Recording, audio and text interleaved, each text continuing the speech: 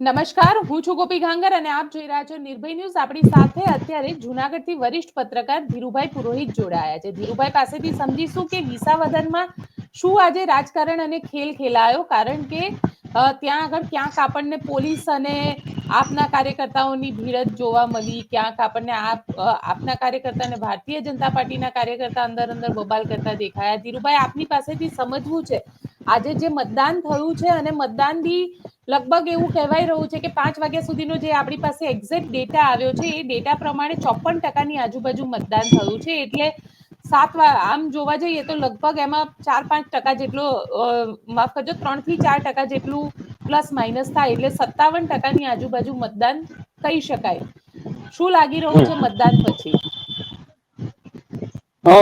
બેન, મને એવું લાગે છે કે છેલ્લે શરૂઆતમાં મતદાન બહુ સારું થતું હતું, પણ છેલ્લી વારમાં એટલે છેલ્લા 2 કલાકમાં મતદાન ધીમું પડ્યું છે. નાના મોટા બનાવોને બાદ કરતા મતદાન લગભગ શાંતિપૂર્ણ રહ્યું છે અને થોડું ઓછું મતદાન થયું છે એટલે ધારણા કરવી થોડી અઘરી પડે છે. અમારી ધારણા હતી શરૂઆતમાં સવારમાં જે લગભગ સરેરાશ 10% લેખે મતદાન વધતું હતું ને, ત્યારે અમારી ધારણા એવી હતી કે મતદાન લગભગ 65% ઉપર જશે, એને બદલે લગભગ 60%ની આજુબાજુ મતદાન થાય એવું મને અત્યારે દેખાય છે. જી, 60%ની આજુબાજુ. પણ આ મતદાન આમ જોવા જઈએ તો આટલું મતદાન એવરેજ મતદાન છે. આટલું જ મતદાન દર વખતે આપણને જોવા પણ મળતું હોય છે. આ વખતે હાજી શું લાગી હાજી. રહ્યું છે કે આટલા મતદાનમાં શું થશે? આટલા મતદાનમાં મને એવું લાગે છે કે આ મત વિસ્તારમાં આ સરેરાશ મતદાન છે. 60-62% મતદાન દર વખતે થતું હોય છે. હું તમને થોડી ચૂંટણીની ગણતરી સમજાવીશ ને એટલે આપણા દર્શકો સમજી શકશે કે આ મતદાન કઈ તરફેણમાં થયું છે. આ વખતે ત્રિપાંખીયો જંગ નથી. આપણે વારંવાર કહી ચુક્યા છીએ કે આ વખતે ભાજપ અને આપના ઉમેદવાર વચ્ચે સીધી ફાઇટ છે. ગયા વખતે કરશનભાઈ વડોદરિયા કોંગ્રેસના ઉમેદવાર હતા, એને 16,000 મત મળેલા અને ભૂપતભાઈ ભયાણીને લગભગ 66-67,000 મત મળ્યા અને જીતી ગયેલા. આપણે સમજાવવું, હવે આજે મત પડવાના છે ને લગભગ 1,70,000 ની આજુબાજુ મતો પડશે. 1,50 થી 1,70 ની આજુબાજુ મતો પડશે. 2,62,000 માંથી 1.5-2 લાખની વચ્ચે મતો પડે, એમાંથી જે ઉમેદવાર 85,000 થી વધુ મત લઈ જશે ને એનો વિજય થશે. અને મારી ગણતરી પ્રમાણે વિસાવદર ભેસાણ મત વિસ્તારમાં 80-82,000 મતો તો કાયમી સત્તાધારી પક્ષની વિરુદ્ધમાં જ પડે છે છેલ્લી 3-4 ચૂંટણીથી ગોપીબેન. એટલે આ વખતે સત્તાધારી પક્ષ ભાજપ અને આપના ઉમેદવાર ગોપાલભાઈ ઇટાલિયા વચ્ચે સીધો જંગ છે. એમાં 7-8,000 મતો કે આ વખતે હું એમ માનું છું કે કોંગ્રેસના ઉમેદવાર છે ને એના 10,000 મતો ઘટશે ને, એ મતો જે તરફેણમાં જશે ને એ વિજેતા થશે. જે ઉમેદવાર જીતશે 10-11,000 મતોથી જીતશે. આ આગાહી છે મારી. જી, જે ઉમેદવાર જીતશે 10-11,000 મતોથી જીતશે. પણ અત્યારે કોને ફાયદો મળતો દેખાઈ રહ્યો છે? પ્રાથમિક તબક્કામાં મને જે સવારના લાંબી લાઈનો હતી, ખેડૂતોના મતો એટલે વાવણી કરતા પહેલા ખેડૂતો મતદાન કરવા ગયા છે. આ એક ક્રાંતિકારી પગલું છે ખેડૂતોનું. વરસાદ બરાબર એવા સમયે પડ્યો છે કે મતદાનના દિવસે ખેડૂતોને વાવણી કરવા જવાનું હતું, ત્યારે ભેસાણ પંથકના મારા કેટલાક પીઢ ખેડૂત આગેવાનો અને વિસાવદર પંથકના ગ્રામ્ય વિસ્તારના લોકોએ મને એવું કીધું કે અમે લોકો પેલા મતદાન કરીને વાવણી કરવા જશું. આ એક ક્રાંતિકારી પગલું છે. મેં સવારે કેટલાક વિસ્તારોમાં જે રિપોર્ટ મેળવ્યા છે એમાં ભેસાણ પંથકમાં કેટલાક વિસ્તારોમાં તો મતદારો એવા છે ખેડૂતો કે જે લોકો મતદાન મથક ખુલે ને એની પહેલા ત્યાં લાઈનમાં ઉભા રહીને મત આપવાની રાહ જોઈ રહ્યા હતા. લોકશાહીમાં એક આ અદ્ભુત મહોત્સવ કહેવાય લોકશાહી. અને જે પ્રકારે મતદારોનો ઉત્સાહ, મતદાનનું કેન્દ્ર મતના જે કર્મચારીઓ ત્યાં જ સુતા હોય છે, એ 7 વાગે મતદાનનું બધું ગોઠવીને 7 વાગે પોતાનું મતદાન મથક ખોલે એની પહેલા ઉંબરે જઈને મતદાતાઓ ખેડૂતો ત્યાં બેસેલા હતા, લાઈન લગાવેલી હતી ને કદાચ મારા પત્રકાર જીવનમાં આટલું સારી રીતે ઉત્સાહપૂર્વક મતદાન અને એની લાઈન 7 વાગ્યા પહેલા લાગી હોય એનો પહેલી ઘટના છે. અને જેની નોંધ કદાચ ગુજરાતના તમામ મતદાન કરનારા લોકો આની નોંધ લેશે કે કદાચ વિસાવદર અને ભેસાણમાં મતદારો આ વખતે વધુ ઉત્સાહી દેખાતા હતા સવારમાં. એટલે આ મતદાર છે ને કઈ કરવા જઈ રહ્યો છે ગોપીબેન, એવું મને દેખાય છે. મતદાન પરિવર્તન કરવા જઈ રહ્યો છે કે પછી ખરેખર મતદારને એવું લાગી રહ્યું છે કે સરકાર સાથે જઈશું તો ફાયદો થશે? મને જે પાછલું મતદાન ઓછું થયું છે, પેલા તો સવારનું જે મતદાન હતું ને એ હું એમ માનું છું કે ખેડૂતોનું ને ઘણા બધા લોકોએ મતદાન કર્યા, એના બોડી લેંગ્વેજ ઉપરથી એવું લાગે છે કે એ મતો કદાચ ભાજપની વિરુદ્ધમાં પડે. અને સાંજનું મતદાન છે ને એ મતદાન થોડું ધીમું છે, એટલે ઓબીસી મતો સાંજના પડશે એવી અમારી ધારણા હોય છે. એટલે કદાચ આ વખતે થોડો જાજો જોક આપ તરફ જઈ રહ્યો હોય એવું મને સ્પષ્ટ દેખાય છે. સાંભળો, હવે આપ મને પૂછશો કે કેટલો જોક કઈ રીતે આવે, પણ અત્યારે હું કહું છું કે મતદાનમાં જે રીતે ચાલે છે ને, બપોર પછી ધીમું મતદાન, સવારમાં મતદાનનો ઉત્સાહ, એટલે થોડું કટોકટીનો જંગ વધ્યો છે. સાંજના સમયે મતદારો, અમારી ધારણા હતી કે લગભગ 65% વધુ મતો પડશે. આ મતો જો વધુ પડ્યા હોત ને તો ઉત્સાહી મતદારો જે ઉમેદવારને જીતાડે એને 15-17 થી વધુ મતોથી જીતાડત. પણ આ વખતે મને એવું લાગે છે કે 10 કે 11,000 મતોથી ઉમેદવાર જીતે છે અને 51% 50% ની વચ્ચે ચાલે છે. કશો કસનો જંગ ચાલે છે. મને એવું લાગે છે કે આ વખતે વિસાવદરમાં લેવા પટેલના મતો, ખેડૂતોના મતો છે ને થોડા આપ તરફ ઝૂકી રહ્યા છે એવું દેખાય છે. જી, ખેડૂતોના વોટ જે છે, કારણ કે મેક્સિમમ ત્યાં તો ખેડૂત જ છે અને ખેડૂતોના વોટ જો આપ તરફ હોય તો ક્યાંક એવું કહી શકાય કે ગોપાલ ઇટાલિયા જે રીતે ત્યાં આગળ કામ કરી રહ્યા હતા, તો પછી આજે એમના સમર્થકો દ્વારા કે એમના જ નેતાઓ દ્વારા ત્યાં આગળ બબાલ કરવાની જરૂર શી હતી? એ વાત સાચી છે. પાછલા એમાં એવું બની શકે કે સવારમાં જે રીતે મતદાન થતું હતું ત્યારે કદાચ એ લોકોને એવું લાગતું હશે કે આપનો ઉમેદવાર લીડ કરી રહ્યો છે, પણ સાંજના સમયે મતદાનમાં જે પ્રમાણમાં થોડું ધીમું મતદાન થયું છે ને એને આધારે કદાચ આપના ઉમેદવાર કે આપના કાર્યકરોમાં થોડી ઉત્સાહમાં કમી આવી હોય અને એને કારણે આ જે ઝઘડાઓનું કારણ એ પણ બની શકે.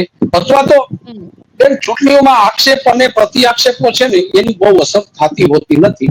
છતાં અત્યારના જે સંજોગો, પાછલા પેલામાં જે ઓછું મતદાન થયું છે એ કદાચ આપના ઉમેદવાર માટે થોડી વાત ધીમી પડે છે. બીજી અગત્યની વાત ત્યાં એ છે કે છેલ્લા 2 દિવસોમાં ભાજપના મુખ્ય નેતાઓ અહીંયા અડીંગો જમાવીને બેઠા છે. પેજ પ્રમુખોની, પ્રદેશ પ્રમુખશ્રીએ પેજ પ્રમુખોની મીટિંગ બોલાવીને એકદમ માઇક્રો પ્લાનિંગ કર્યું હતું. કેટલાક રિસાયેલા લોકોને મનાવીને એને ઘરે જઈને ખાટલા બેઠકો કરીને એને જે કામગીરી કરી છે ને એ કામગીરીનું પરિણામ મેં કીધું ને 50-51, એમાં 51% કદાચ તરફેણ ભાજપની થઈ શકે. પણ જે ખેડૂત મતો પડ્યા છે ને એ જો નિર્ણાયક બને તો કદાચ ગોપાલભાઈને ફાયદો થાય. પણ પાછલા મતો જે મળ્યા છે એ ભાજપને મળ્યા છે અને પેજ પ્રમુખો અને નાના કાર્યકરોની જે કામગીરી અત્યારે દેખાણી છે ને, ખાસ કરીને વિસાવદર પંથકના ગામડાઓ, હું તમને ગામડા ગણાવી શકું. મારી પાસે કેટલા ગામડાઓ છે જુઓ. ભેસાણમાં, રાલપુરમાં બહુ સારી કામગીરી ભાજપના કાર્યકરોએ ભેસાણમાં, ખંભાળિયા ચૂડામાં થોડા આપના કાર્યકરો સરસ રીતે કામ કરતા હતા. ખંભાળિયા, વાવડી, વિસાવદરનું ભલગામ, સાપોર, મોટી મોનપરી, સરસઈ, કાલસારી, બિલખા અને વડાલ, આ બધા ગામોની અંદર મતદાતાઓની લાઈનો હતી. અને આ ગામડાઓ છે ને એ ખાસ કરીને નિર્ણાયક ગામડાઓ છે. આપ અને ભાજપ વચ્ચે કટોકટીનો જંગ ચાલે છે. ત્યાં રતાઈન, જાંબુડા, સરસઈ, લીમદ્રા આ ઇકોઝોનની અસરવાળા ગામડા છે. એટલે રતાઈન, જાંબુડા, સરસઈ અને લીમદ્રામાં કદાચ આપના મતો છે ને કદાચ 5% વધશે, પણ ક્યાંક કસોકસ ચાલે છે. ભેસાણમાં થોડુંક આપનો ઉમેદવાર આગળ જાય છે, તો વિસાવદરના કેટલાક ગામડાઓ એવા છે કે જે ગામોની અંદર ભાજપના ઉમેદવારને સરસાઈ મળે છે. આપ જુઓ, અમે લોકો વર્ષોથી ચૂંટણી માટેના કામગીરી સાથે સંકળાયેલા રિપોર્ટિંગમાં છીએ. અમે મતદાર છે ને મત આપવા લાઈનમાં ઉભો રહે તેના બોડી લેંગ્વેજ ઉપરથી કહી દઈએ કે આ કયા પાર્ટીનો મતદાર છે. સવારે જે મતો પડ્યા છે ને એમાં મને આપ 51% અને ભાજપ 50% લાગે છે. સાંજના મતોમાં કદાચ એવું બને કે ભાજપ 52% થશે તો પેલા 49% થશે. એટલે આખી સ્થિતિ અત્યારે એવી કસોકસ જાય છે. છતાં હું કહું છું કે જે ઉમેદવાર જીતશે ને એ 10, 11, 12,000 મતોથી જીતશે, કારણ કે કોંગ્રેસના મતો તૂટી રહ્યા છે. હવે સવાલ એ આવે છે કે કોંગ્રેસના મતો જે તૂટેલા છે ને તૂટે છે મતો. કોંગ્રેસના ઉમેદવાર નીતિનભાઈને 10,000 થી ઉપર મત નહીં મળે, આ ચોક્કસ છે. કોંગ્રેસના મતો જો ભાજપને મળશે ને તો ભાજપ માટે પ્લસની સ્થિતિ થશે, અને કોંગ્રેસના મતો આપ તરફ જશે ને તો આપનો ઉમેદવાર ચોક્કસ જીતી જશે. અને આ આપનો ઉમેદવાર જીતશે ને ગોપાલભાઈ, એ કોંગ્રેસમાંથી આવેલા 11-12,000 મતોથી જીતશે. જી બેન. અચ્છા, આપનો ઉમેદવાર એટલે 11-12,000, કારણ કે મેં બનાસકાંઠાની ચૂંટણી જોઈ. બનાસકાંઠાની ચૂંટણીની અંદર જ્યારે વાવનું ઇલેક્શન હતું તો છેલ્લા 2 રાઉન્ડ એવા હતા કે જે રાઉન્ડમાં આખી ગેમ બદલાઈ ગઈ અને 1200 વોટે જે સ્વરૂપજી ઠાકોર પાછળ ચાલતા હતા એ આગળ નીકળી ગયા. આ વખતે પણ તમને એવું લાગે છે કે છેક આમ બહુ જ દિલચસ્પ એકદમ કટોકટી હશે કે પછી ના ગોપાલ ઇટાલિયા સ્ટ્રેટ અવે આગળ નીકળી જશે? બેન, તમારી જે પ્રશ્ન છે ને બહુ સાચો છે. મેં કીધું ને કે સવારે જે મતદાનમાં ઉત્સાહ હતો ને એવો ઉત્સાહ જો સાંજ સુધી જો જળવાયેલો રહે ને તો ગોપાલભાઈ માટે પરિસ્થિતિ ઘણી સુધરેલી દેખાય.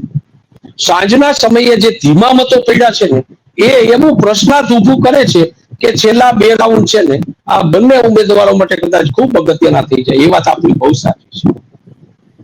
શરૂઆતમાં સરસાઈ નીકળશે, આપ જોજો.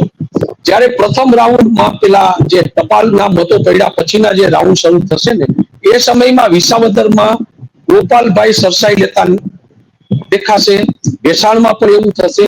પછી શરૂઆત પછી કિરીટભાઈ સરસાઈ લેતા દેખાશે. બે વચ્ચે જે કટોકટ ચાલશે ને સાંજના સમયે જે મતો નીકળશે ને એ 1,000 મતથી આગળ છે, 1200 મતોથી આગળ છે, 1,500 મતોથી આગળ છે, 2,000 મતોથી, એમ કરતા કરતા જે કટોકટી થશે ને બહુ એકદમ કટોકટી સાથે આ વખતે ચૂંટણીનું પરિણામ છેલ્લા તબક્કામાં જ્યારે હશે ત્યારે ખૂબ ઉત્સાહ છે. એકદમ છેલ્લી કડી સુધી સસ્પેન્સ રહેશે, આપ જોજો. જી બિલકુલ. પણ મારે એક વસ્તુ એ પણ સમજવી છે ધીરુભાઈ કે જે રીતે આજે આમ આદમી પાર્ટી ખાસ કરીને ઈસુદાન ગઢવી અત્યારે ટ્વીટ કરી કે છેલ્લા 2 કલાકમાં સીસીટીવી બંધ થઈ ગયા છે. વોટિંગની અંદર ક્યાંક ભારતીય જનતા પાર્ટીના કહેવાથી આ બધું કરવામાં આવી રહ્યું છે. સીસીટીવી બંધ કરી દેવામાં આવી છે. નિષ્પક્ષ ચૂંટણીની વાત કરે છે પણ ચૂંટણી નિષ્પક્ષ થઈ નથી રહી. આ પ્રકારના આરોપ પણ લાગ્યા. મને એવું લાગે છે કે જુનાગઢ જિલ્લાનું ચૂંટણી તંત્ર તટસ્થ છે. કોઈ પત્રકારોએ આવા પ્રકારની કોઈ ફરિયાદ કરી નથી. આપ જાણો છો અત્યારે તો મોબાઈલનો યુગ છે બેન.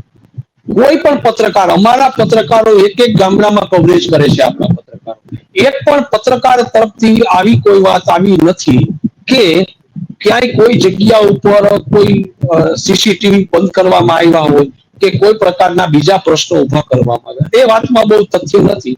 પણ ઈશુદાનભાઈ જયારે આક્ષેપો તરફ વળ્યા છે ને ત્યારે આક્ષેપ કરનાર પક્ષ છે ને એ ક્યાંક કોઈક જગ્યાએ થોડો નબળો પડતો હોય ને તો જ આક્ષેપો કરે એવું માની શકાય ક્યાંક કોઈક સંજોગોમાં.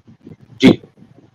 એટલે ક્યાંક આમ આદમી પાર્ટીને હજી પણ એવું લાગી રહ્યું છે કે બાજી આમ ભલે એ કહી રહ્યા પણ અંદર વોટમાં શું થયું હશે એ પણ કળી નથી શકી રહ્યા આમ આદમી પાર્ટી.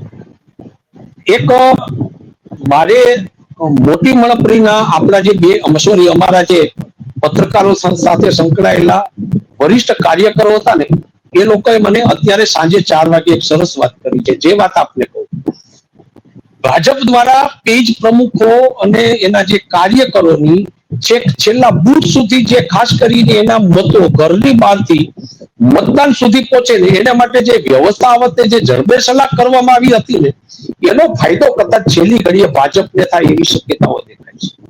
એટલે કદાચ સાંજના 4 થી 6 ની વચ્ચે આ મતો ઘરમાંથી બહાર કાઢી અને મતદાન સુધી પહોંચાડવાની કામગીરીમાં ભાજપે જો સારી કામગીરી કરી હશે તો આપના જે આગેવાનો છે એને કદાચ આક્ષેપ કરવાનો મોકો મળે. કદાચ એ સમયગાળો એવો હતો કે થોડા વધુ મતો, કારણ કે ઘણીવાર એવું બન્યું છે કે કમિટેડ વોટ્સ જો ઘરમાં પડ્યા રહે ને તો ભાજપને નુકસાન થાય.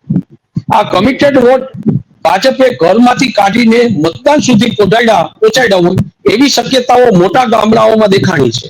અને એ મતો પડ્યા છે ને એને કારણે કદાચ આપના આગેવાનોને એવું લાગ્યું હશે કે કદાચ આપણા પગ નીચેથી ધરતી સરકી રહી હોય તો આક્ષેપ કરી શકે એવી શક્યતા નકારી શકાતી નથી. અને કમિટેડ વોટ જો નીકળ્યા હોય તો ભાજપને 100% ફાયદો થશે. પછી કોંગ્રેસ કોની ગેમ બગાડશે એના ઉપર આખું નક્કી થશે. કોંગ્રેસ ગેમ બગાડશે. આ વખતે કોંગ્રેસના ઉમેદવારને 10,000 થી વધુ મત નહીં મળે.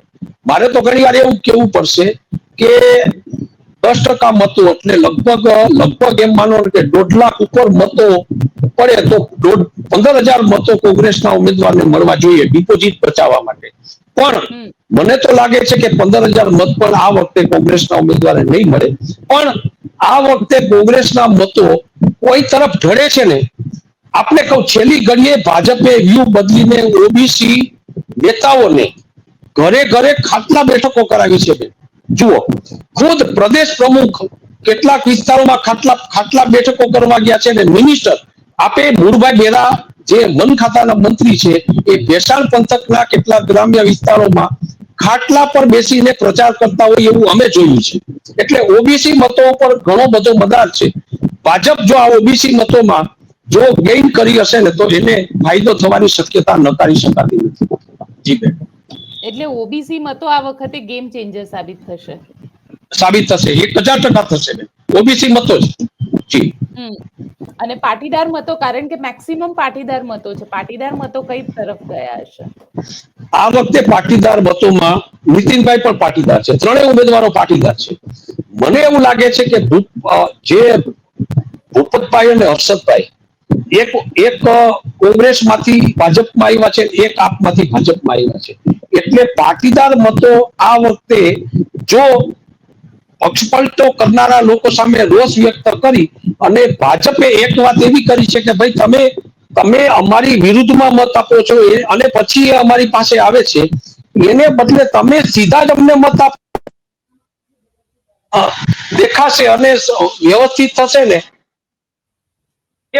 તરફ ઢળશે. પણ મારી પાસે એક એવું ગણિત છે કે બંને ઉમેદવારોને 50-50% મતો મળે છે. 50-50% મતો લેવા પટેલ સમાજના, પાટીદાર સમાજના મતો લગભગ બેને સરખા જાય છે. એટલે ઓબીસી મતો છે ને નિર્ણાયક મતો મને દેખાય છે, લાગે છે. કોંગ્રેસના મતો જે બાજુ ઢળશે ને એ વિજેતા થશે. જી. એટલે કોંગ્રેસ આની અંદર ફરી ગેમ ચેન્જર સાબિત થશે. એટલે કોંગ્રેસ કોની ગેમ બગાડે છે, કોની ગેમ સુધારે છે, હવે જોવાનું રહેશે. બહુ અગત્યનું છે. વાત સાચી છે બેન તમારી. જી. કારણ કે નીતિન રાણપરે અત્યારે જીતતા તો દેખાતા નથી, પણ ગેમ બગાડતા ચોક્કસ દેખાઈ રહ્યા છે. દેખાય છે. ગેમ ચેન્જર તો છે પોતે. વાત સાચી છે. જી. બિલકુલ ધીરુભાઈ, આપ અમારી સાથે જોડાયા તેના માટે આપનો ખૂબ ખૂબ આભાર. થેન્ક યુ બેન. આવજો. તો આપને શું લાગે છે, કોણ ગેમ ચેન્જર? કારણ કે કોંગ્રેસની ગેમ, જે કોંગ્રેસ ગેમ બગાડશે એટલું નિશ્ચિત છે, ભાજપની બગાડશે કે આમ આદમી પાર્ટીની? કોમેન્ટ બોક્સમાં ચોક્કસથી લખીને જણાવજો. અમારી ચેનલ નિર્ભય ન્યૂઝને લાઇક, શેર અને સબસ્ક્રાઇબ કરવાનું ભૂલશો નહીં. આભાર.